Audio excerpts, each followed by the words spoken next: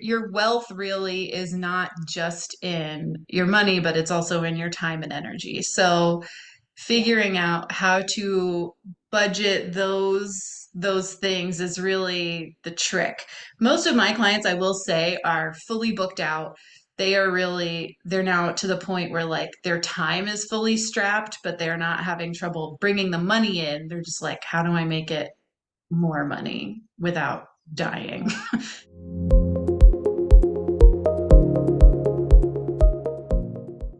Hello, everybody. Thank you for joining us on another episode of Behind the Scenes. I have my fabulous guest, Christine Tyler Pell, and she is here to talk to us about providing you with COO and CFO level support in a intimate, judge-free setting. And she's all about leadership for those who give a shit. So, Christine, thank you so much for joining me. And I'm excited to hear your expertise and talk to you about data and metrics today. Thanks. Thanks for having me on. I would love for you to introduce yourself to our audience for those who are now just tuning in. Um, Kind of tell us what got you started, why did you start your business, and what made you jump into entrepreneurship? Sure. So I've been in finance and accounting for 15 plus years. I worked my way through college as an accountant in the bursar's office and was working during the day and going to school at night. But I've done like every form of finance and accounting work. Oh my God. Nonprofit, for profit, service based, goods based, multiple sizes of industries. I've done public accounting, which is like tax prep and audit, as well as like private accounting and finance. And along the way, I've always been the lead on operational improvements and leadership improvements and making sure that we're being really thoughtful in how we're approaching our teams. Yeah. So my family moved from the Bay Area where we had been for about 8 or 9 years. During the pandemic, we knew all these people who were like going to stay with family and shelter in place with family. And my spouse Yeah. texted me one day and he was like, oh, I'm so jealous. Another coworker is going to shelter in place at like their family estate in Tahoe. And I said, well, jealousy's dumb. We could do that. So decided to just, we decided to come out east from Thanksgiving through the Super Bowl. This is out here, Mid-Atlantic area is where our families are both based. Um, Okay. so we were like, we'll just get a short-term rental. On the way, our car blew up. So we had to emergency buy a car in Denver. What? It was a pretty intense trip. And once we got here, we were like, oh my God, it's so nice to be back around these family members. Also, the prices of houses here are like way lower. So we just started Right. browsing and then we like accidentally bought a house and moved back to Maryland. So that's my vibe. I love it. Is we just do stuff. But it's very well considered stuff. From the outside, it seems crazy, but I mean, that's also how our move to California was. Um, we just decide we want to do something and then we do it. And it always works out.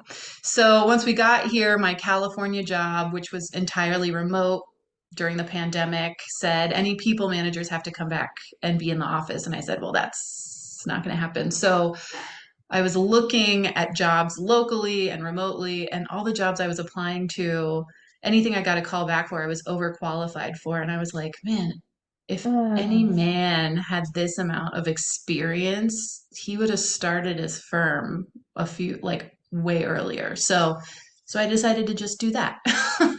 exactly. And yeah. So um yeah, so that's how I started my business. And I started out focused more on finance, but now this year I've sort of brought more of the operations and people leadership Mhm. into the mix. Awesome. I love that.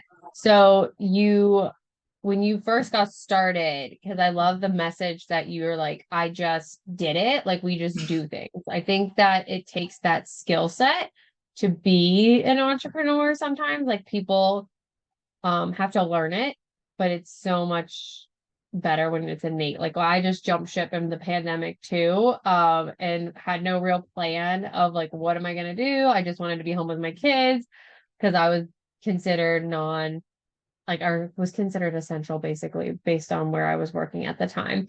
And I was like, whatever, we'll figure it out. So I would love to hear when you got started in creating your firm, kind of like what was your thought process and what was your um like strategy to just bootstrap it almost. Well, I knew that a service-based business, I wasn't going to need a ton, and that's part of what appeals to me because, man, I have I've seen and worked with a lot of businesses and worked in a lot of businesses where we had to manage inventory and the aging of Yeah. inventory, and that stresses me out. I don't need that. I have Hmm. so many product ideas that I do not want to pursue because I have no desire to be in manufacturing. Yeah. But for a service-based business, I mean, all you really need is nothing. You could just walk Yep. into, you could even just do in-person consulting without a computer. So that really appealed to me. It was a very low barrier to entry. And I knew that from my work experience, one thing that appealed to me especially was being able to create my own schedule. And that in all the roles I've had and doing all those projects to increase operational efficiency, I was able to figure out what the most important parts of my day were and just focus on those. And then, you can just coast the rest of the day. And Yeah. I think there's one of those ideas of, getting butts in seats and ending the remote work stuff is just this sort of, I need to see you in your seat. And it felt really unnecessary. I know that I can just work more efficiently than that. I can still bring the same value in a much shorter amount of time. Yeah. So those were very key factors for me. But I've also always loved entrepreneurship and have, sort of half started businesses and then just gotten burnt out from working full time and doing that. Right. But I grew up with my mom constantly starting new businesses, and it was something that I always felt like, well, I'm going to do that. I'm obviously going to run my own business. So it was really a Yeah. matter of just deciding what it was going to do and when I was going to jump into it. Yeah. I think that the way you said that, my daughter is like that now. She's like, I'm gonna have a business, but she doesn't know what because she has Yeah. two entrepreneur parents. Um, but when you said like the operational efficiencies piece, because I do operations as well, and I totally get what you mean by a product-based business. I would not want to get near product-based businesses anymore. I was in manufacturing.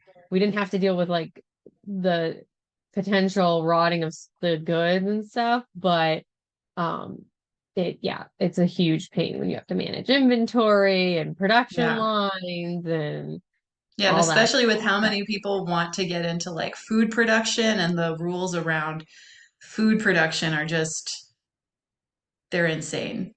It's so Hmm. much. People will be like, "Oh, I'm just gonna start shipping." Like I hear this from like Yeah. service providers. Like, they're like, "Oh, I'm gonna just offer this and this." I'm like, "Well, did you factor in like the cost of shipping? Did you factor in postage? Did you factor in time to like drop them off? Like, Yeah. who's gonna?" I'm like, "You didn't think about any of this. You just wanted to add this on because you think it's gonna be easy." And I'm like, "There's a lot of Right. work involved with Yeah. the service, like the fulfillment piece of it that they don't think Yes. about." Yes, But absolutely. I would love to hear your take on, because you mentioned it before, and I totally agree with if you don't need to be somewhere with for 8 hours, like you don't, the 8 hour workday is not applicable. I just think it's so out of style. And I agree with your assessment that it's just they want to micromanage or because they don't want to sell the real estate, like they've paid for this real estate kind of thing. Yeah.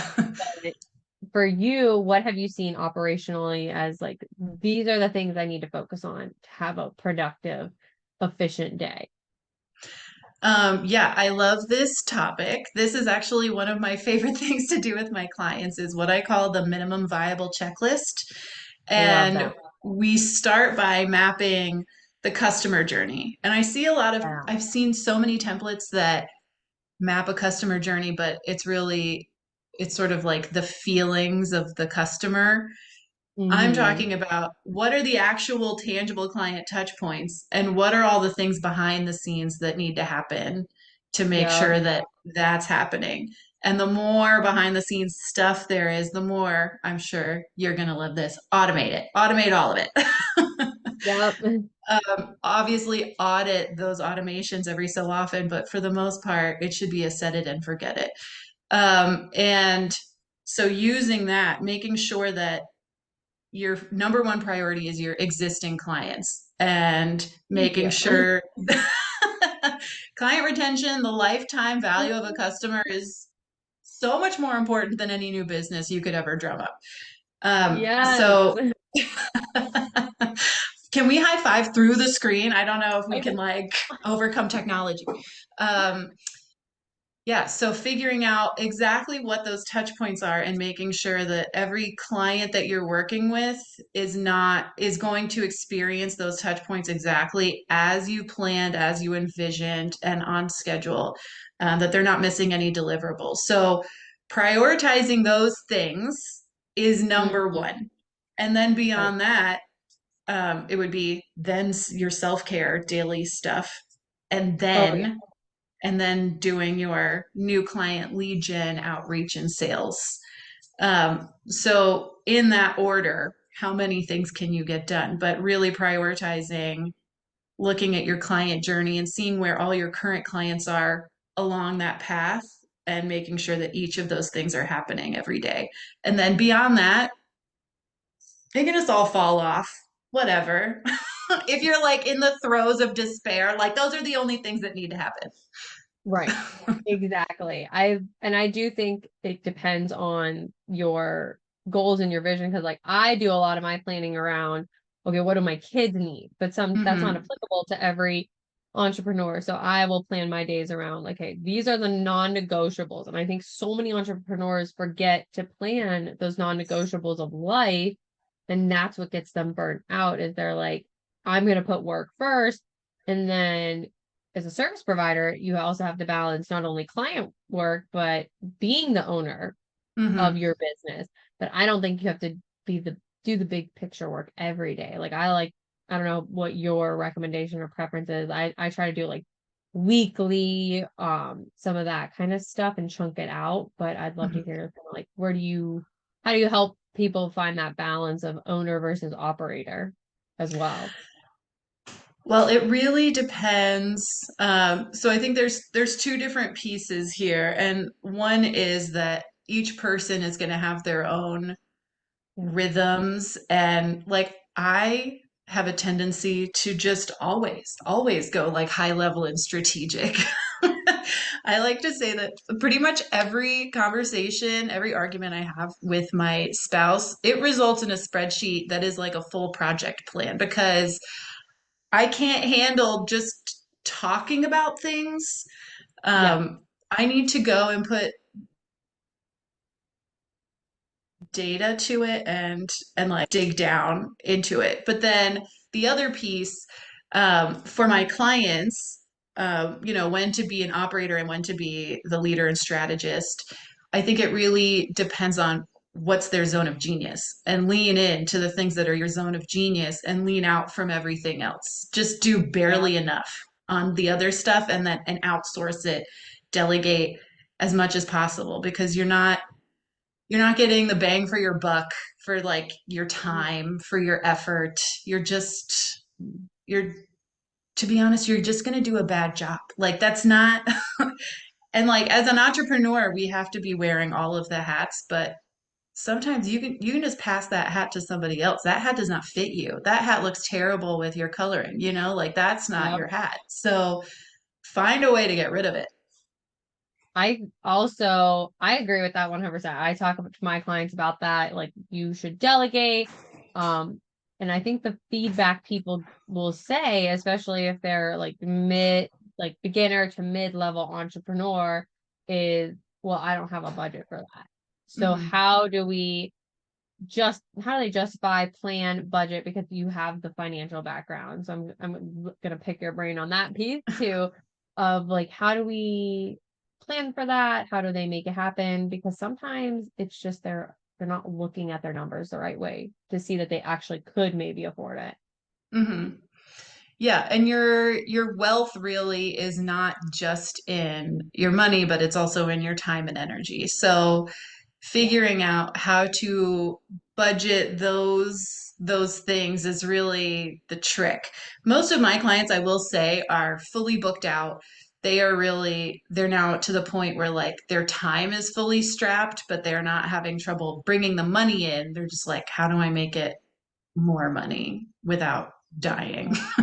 And but for people who are in that region where that time of business where they're still trying to get fully booked out, it would be getting really smart with your marketing and PR and doing a lot of your own strategic lead gen, especially going and speaking in front of groups and trying to draw people into conversations more and trying to land sales, get more clients in, and then, love them, love the new clients so much. Because again, like making your existing clients happy is just the thing that you have to Yeah. keep doing. Continually be delightful. That is one of my tenets.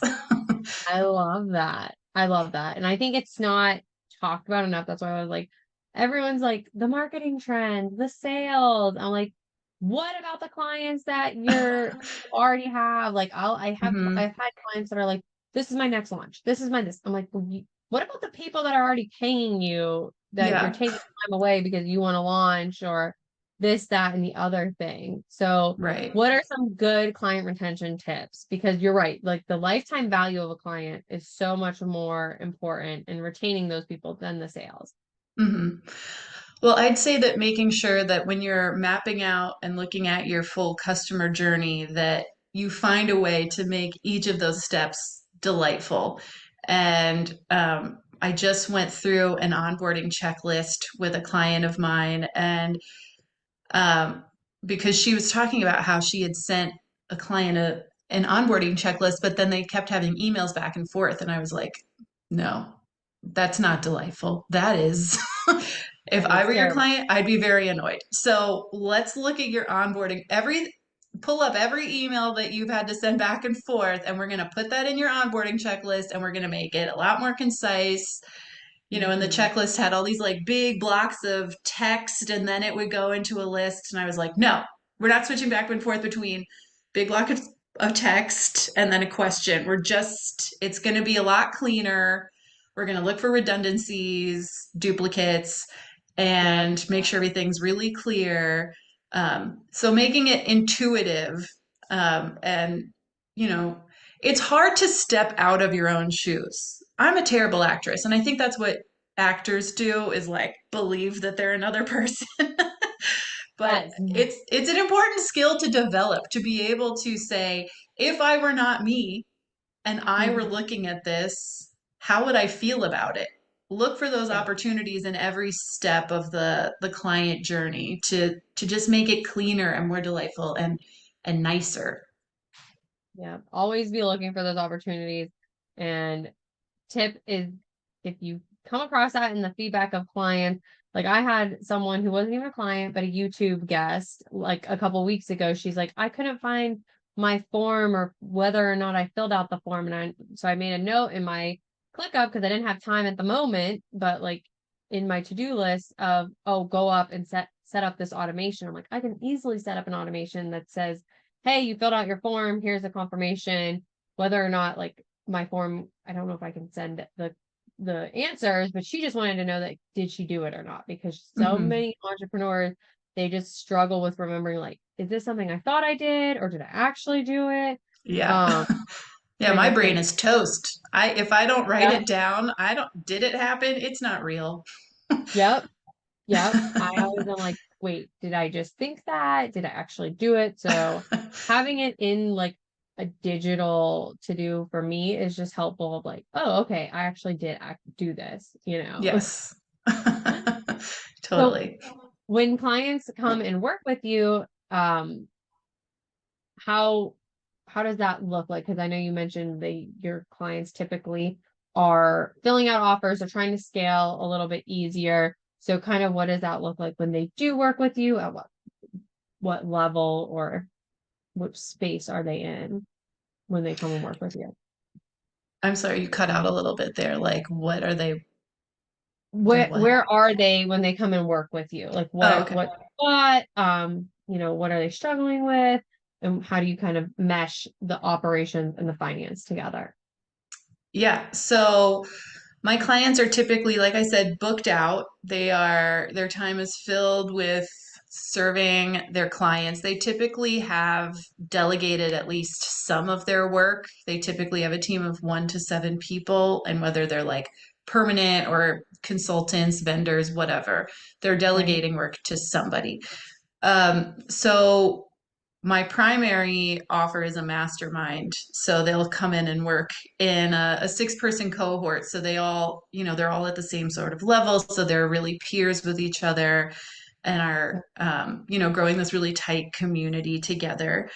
And we start out in what I call triage, where we're mapping that customer journey. We are doing a quick and dirty pricing analysis and cash flow for the next year. So we can see, if you want to take a summer off, here's what your sales targets would be in these months and leading up to that break. Here's how we can make sure you stay cash positive the whole time. I love And that. it really, it's very few tweaks. Like they're very intimidated by the idea, but then once we start plugging in the numbers, they're like, oh, that's pretty much what I'd been thinking. My goal would be, I just hadn't seen it spelled out or Right, and hadn't right. thought about like how I could arrange the expenses to line up in a timely way. So, we'll time like, oh, I want to bring on a new person. When are we going to build that into the cash flow so we can see all those things coming up, and then we'll talk through the other piece is leadership issues. So if they have people that they're delegating to and they're like, I can't actually trust my people, that's one of the big ones. Like I've brought on people, but I feel like I'm still doing everything. Why am I Yeah, still doing everything? So again, yeah, we have to look at that client journey and see like which pieces of this should belong to somebody else. Is it all of it? Is it none of it? Is it like, are there pieces that we can delegate out? And making sure that they have scripts to be really consistent and clear with their teams. yeah, So making sure that you're aligning on the expectations and also making sure that those expectations include times and like due dates and also any yeah. obstacles that you can anticipate, because of course there's going to be obstacles, and it doesn't mean that you have to like preemptively solve everybody else's problems. It could just be just asking about the obstacles and then saying, okay, what's your plan for dealing with that, so that when you circle back there's no surprises. And I Yeah. think that a big problem, one of the reasons that my clients get to that point, is because they're trying to do budget hires. They're like hiring somebody who is either the cheapest, or they're like, I can do this huge array of things, but they cannot. Or like, you don't want somebody who's like freshly doing a task. If you are considering every single dollar that you're spending precious, then hire like it's precious. Don't hire like you're not going to five and below. That's not, it's fine Oh, if that's where they are in their journey, but like they need to get more well seasoned with a mentor. You're not the mentor, you're trying to delegate. So remember that you are the boss and you're delegating. You cannot be a mentor and coach if you're trying to wear all the hats and you're like all the money and time is very like spoken for. You need to be able to delegate to somebody who already knows what they're doing. I was just having this conversation with another friend of mine, like yesterday, and another client. Um, was there's such a gap in understanding by entrepreneurs of like you get what you pay for. Like I see all these people who post like, I want this unicorn of a person for $15. And I'm like, you're not gonna get like the same level of work at $15 that you would if you're paying them 45, $55 an hour. Hmm. Um, because it's like you said, experience versus like precious, like how proactive are they going to be? Usually those people who are lower level, they do need that mentor, like they need some type of training or guidance. Because I'll always ask my clients, like if they're frustrated, I'm like, well, what, how were your instructions? What did they say? Like, how did you delegate this? Yeah. Was it clear enough? So I think that brings up such a good point is there's just a gap for so many people. They expect a level. I'm like, no one's gonna be like you because technically your hourly rate is so much more, it's higher as the CEO than it would be for a VA, but there are things that you don't need to be doing at that level, like scheduling or implementation and things like that. So it's like finding that balance of how much do you want to train that person? Do you have any like training set up? So I definitely agree with your assessment on that because it's just there's a gap, I would say, Yeah. like a knowledge gap. But Absolutely. I love that you're saying like you are taking them through this. It's a mastermind setting. That's something I haven't seen a lot. Like normally it's one-on-one with these services. So I love the mastermind piece and the financial planning piece is so important. And people are often really scared of the numbers. So kind of how do you help them overcome that and make these good financial habits? Yeah. So, I mean, the word habits is key here because I think that just Yeah. building up that familiarity is one of the most important pieces. A lot of my clients have already delegated a lot of their bookkeeping to either a bookkeeper or a CPA or something. So for them, it's really out of sight, out of mind. And what I'm trying to do is be like, no, No, we got yeah. to bring it back. Yep. You are still And responsible for the numbers. yeah, and a lot of bookkeepers are amazing. Bookkeepers don't necessarily know how to do like finance and projections. Right. And Yep. I think a lot of people confuse accounting and finance because accounting is really the sort of like looking back at what has happened. And then Hmm. financial analysis is saying, well, why did that happen? And financial planning is what do we think is going to happen next? Right. So there are three distinct areas or disciplines, and it's important for any CEO, which is what you are, to remember that and make sure that you've covered each of those bases. So one thing that I think is really important is, again, having it be delightful. So most of my clients don't like looking at QuickBooks. They do not want to look at spreadsheets. I live in spreadsheets. I would Yep. everything would be spreadsheets. I use Post-its all the time in real life because I call Post-its um, Excel if it got out. So I Yep. like am just putting up my little cells all over the walls, like beautiful mind Yep. style. So if that's what people need to do, that's fine. Some people like to use a journal. Some people like to use, if we figure out their cash flow, for example, what's your, if this is airing in November, let's say December. If we looked at your cash flow forecast for December, you needed to sell this many of offer A, this many of offer B, or like retain clients in those offers, and like here's your projected expenses. you Mm-hmm. would have maybe a whiteboard on your wall that has each of those numbers. And just as you're walking by each day, as there's a change or you spend something, just like jot it down on the whiteboard, just so you're keeping it top of mind. It doesn't have to be something that you're looking at every day, but in the mastermind, we are going to check in every month to make Mm-hmm. sure that against your goals, we're going to see how you're doing against those goals as a percentage. How close are you? How far off? What were the key drivers of those differences? That's all financial analysis. So just making those quick check-ins regular and then learning the terms, I think also is very important. And that's one of the pieces that we get to. We'll do an even deeper dive into the cash analysis or the cash flow forecasting. Um, and that's where, we'll start doing like that 5, maybe even 10-year outlook Yeah. planning. Like, are you going to acquire any major assets? Are you going to pay for any like big software upgrades or any new tech? Are you going to try to trademark something?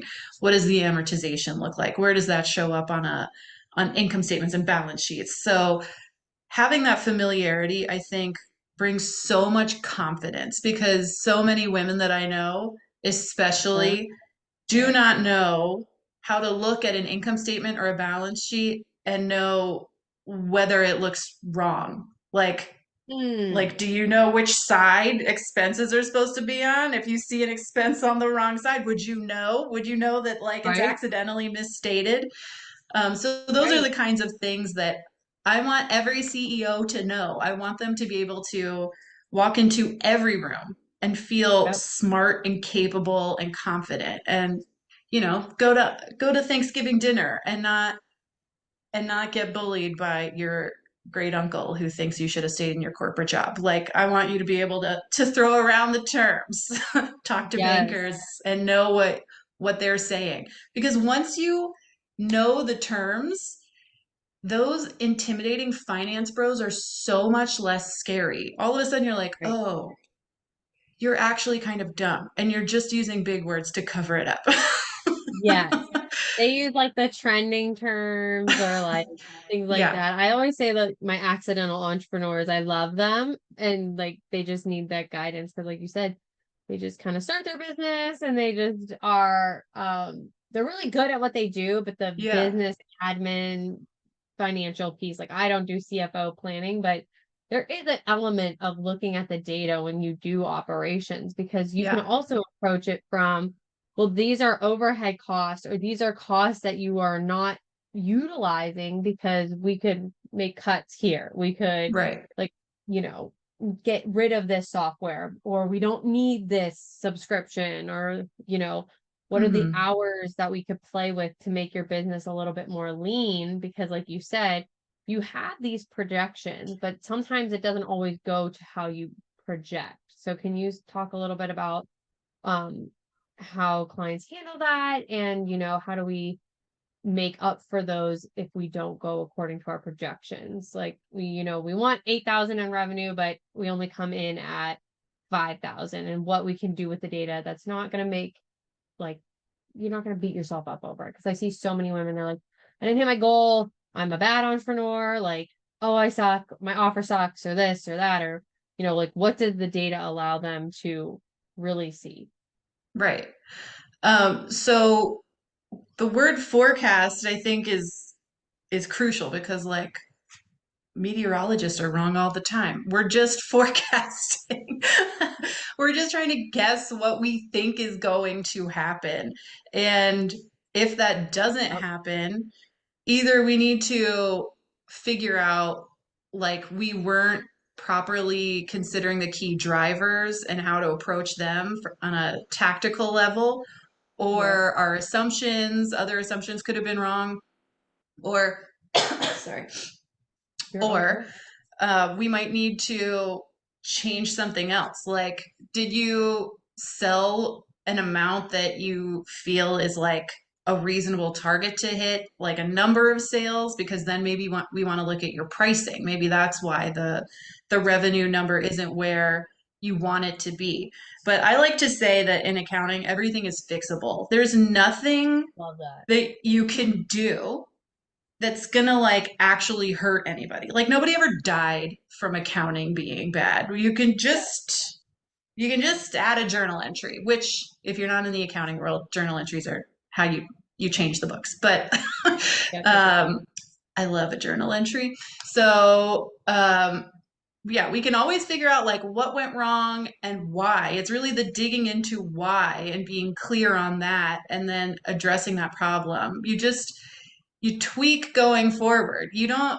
I never want to shove somebody into a plan that is ultimately unrealistic. Like we want to make a Right. plan that's setting them up for success. And then if they're not succeeding, what do we need to do to make this a plan that you would Hmm. succeed with? I'm not just throwing a thing at you and running away. I want to be a partner and like, really Yeah. digging into the root causes and finding solutions together. Oh yeah. And you definitely want to have that range. You want to know like what's your bare minimum to Hmm. operate, and then Yeah. like best case, like I mean, this is like my ideal target goal of like what I'd like to make, but this is the bare minimum I need to keep the lights Hmm. on, so to Yeah. speak.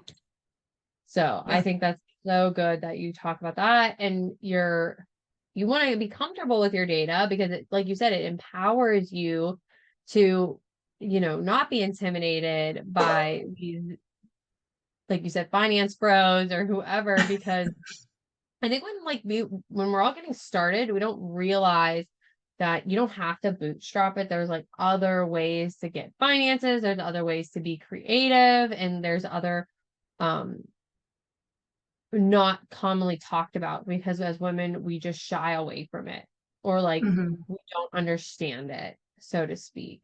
Yeah. So yeah, that was like a ramble. I didn't have an actual question to go off of It's that. okay. I Because feel like like I I've been love this rambling this topic. whole time.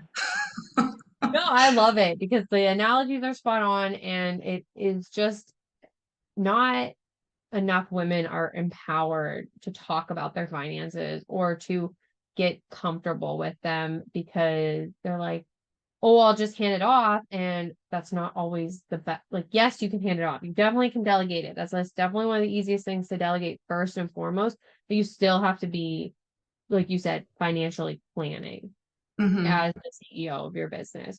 Yeah. Um, so I guess I would love to hear for advice for any of our listeners who maybe are still struggling to get their clients consistently, or they're still struggling to get their numbers or get comfortable. They're maybe beginners.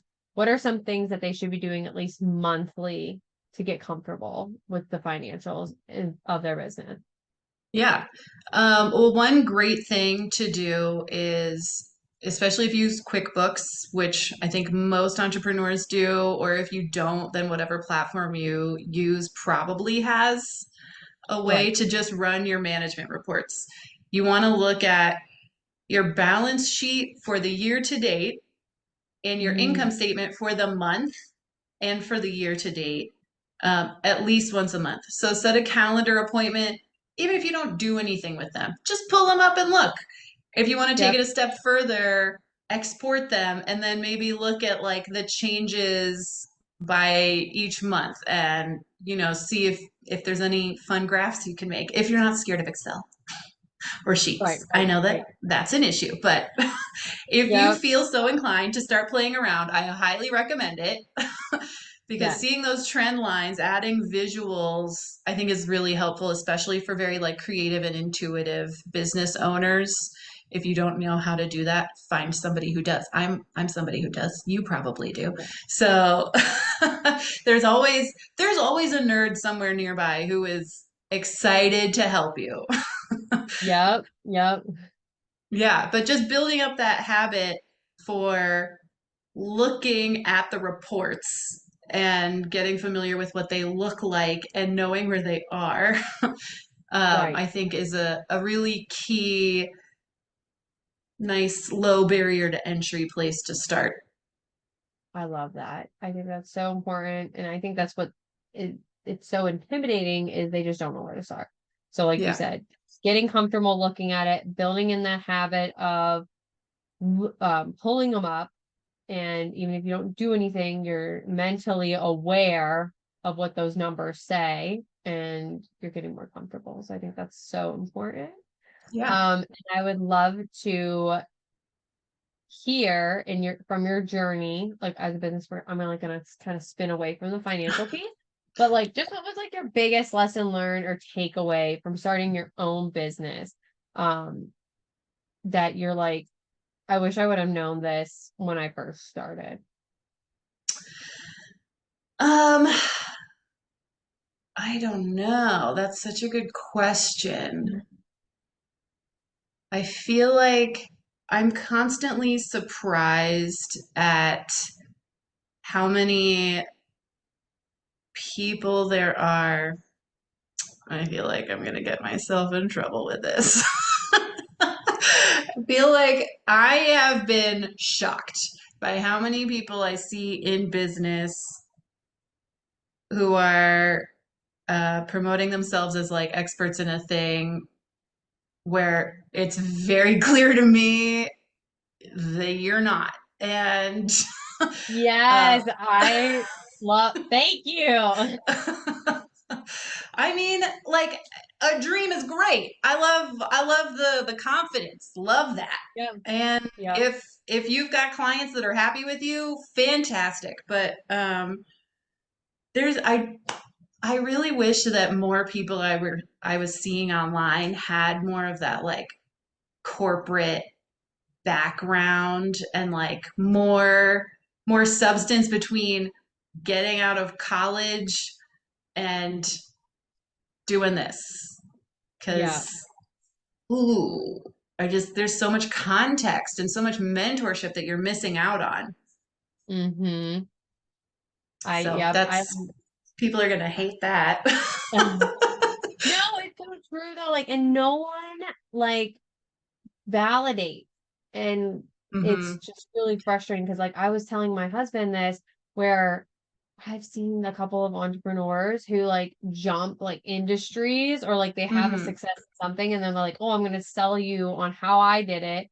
And we're like, and he's like, how can people do that? Because he like is a researcher. He's like, I gotta check, I gotta look up people. And I'm like, that's part of the problem in like online spaces. They'll just see an ad, they'll see an Instagram thing, and they'll just be like, oh, like let's sign up for whatever, and not realize, oh, 2 months ago they were doing a completely different industry. Like I've seen people go from sales to I'm gonna help you write your content to I'm gonna like this, that, and the other thing. And I'm like, that to me is a huge red flag when it Hmm. comes to like, but people just don't pay attention to the Yeah. long of that person sometimes. Well, and when you're hiring somebody because you want to outsource, it's a big problem that Hmm. you don't know what questions to ask about that industry to vet their experience. Like I've picked up bookkeeping work when I was, focused solely on finance and accounting stuff. I've stepped Yeah. in with people's accounting and I'm like, I don't want to tell them that their bookkeeper sucked, but their bookkeeper sucked. I feel like that person should maybe be arrested. This is how wrong that Bookkeeping is a was. very low barrier to entry, people. Yeah. Like, you don't need certain qualifications to do that. Like, people just start Yeah. doing it online. Yeah. Yeah, it's crazy. And it's frustrating, but also it's understandable because as an entrepreneur, like who are you supposed to ask? Who are you supposed to Hmm. turn to like help you vet your new hires? Like, do you know uh like what's a job that I couldn't help with? Like if you wanted to hire like a sales manager, like what questions, how would do you have Right. somebody who can tell you exactly what kinds of questions to ask them in your vetting process? Right. Or are you just winging it? Because I Right. think that's how most of us are just like, yeah, it sounds good. I love your content. So, Use ChatGPT, people. That's a thing now. I literally, because I'm having a call later because we're looking into buying some like established businesses right now, which was something I was mhm. totally terrified before Yeah. of. Because like I was afraid of the finances. I didn't know how I could pull it off. So this like conversation really touches home with me of like getting comfortable with that. There's a possibilities out there if you just look and be creative and you're aware of numbers. Um, but I like literally went into Chat GPT and I was like, what kind of questions should I ask a broker for this business on this subject, blah, blah, blah. And it like spit out Mhm. a list. So if that at a minimum, if you really don't have anyone in your network that you could ask, like at a minimum, you could pull out some questions. But Yeah. also, you know, when people sign contracts, it amazes me that they don't read them and they don't like try to cover their own butts when hiring. Like I see that all the Mhm. time with like clients, or like I had a client who paid $12,000 to a marketing company and he didn't see the problem in not having those marketing assets. Like this agency was making it, putting it in their system, putting it in their thing. I'm like, you're not going to get anything if they leave you or if you leave Yeah. them. Yeah. Like, And you wouldn't know that going into it. It isn't until you get into it that you're like, oh, wait, shouldn't that, yeah, why isn't that my, oh, well, that's not in our right, statement of work. That's not what you signed.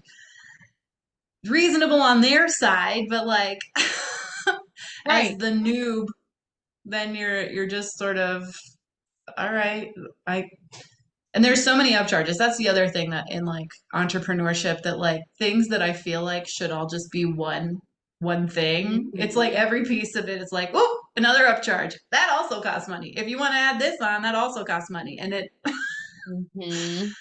after, going from like the corporate world where you implement a software that truly does all the things, and now you're Right. trying to nickel and dime me, but also, we're looking for the best deal all the time. We don't have like a $30,000 budget for a single piece of software. So I get it, but oof, yeah, it's really annoying.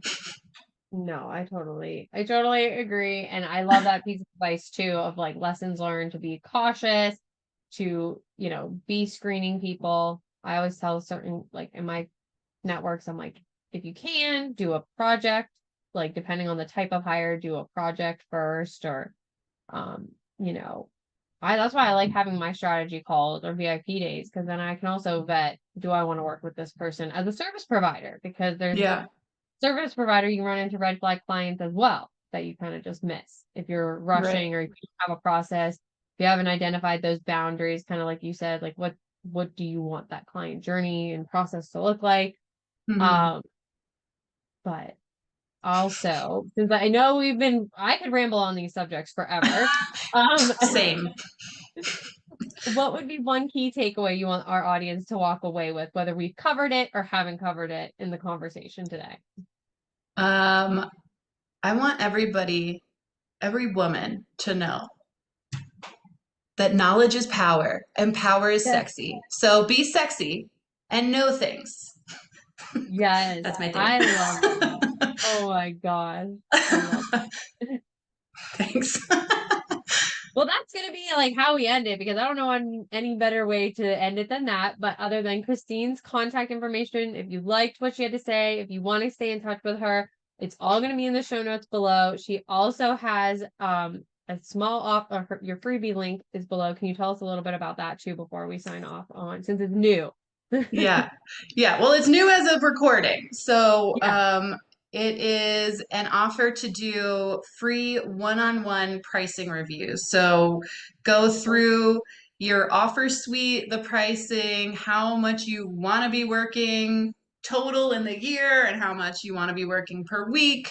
And then play around with those numbers, figure out what the best prices are, look at the market competition to see how competitive you are pricing wise, and then spit out like a little mini income statement, cash flow forecast. Just no big deal. You end up with a highly Exactly. valuable cash flow forecast, but uh, yeah, Exactly. it'll be limited spots per month. So if you're interested, apply quickly, and then hopefully you can have one of the spots. Yes, and now this is going to be launching in November. So I actually might move this up to the beginning of November so y'all can take advantage of these spots. But now is the time to take advantage of this because the end of the year, review time, get yourself set up and planning Yeah, for next year. So you're not scrambling. You want to be a proactive CEO. yeah, absolutely. Thank you so much, Christine. Yeah, thank you, Emma. This was great.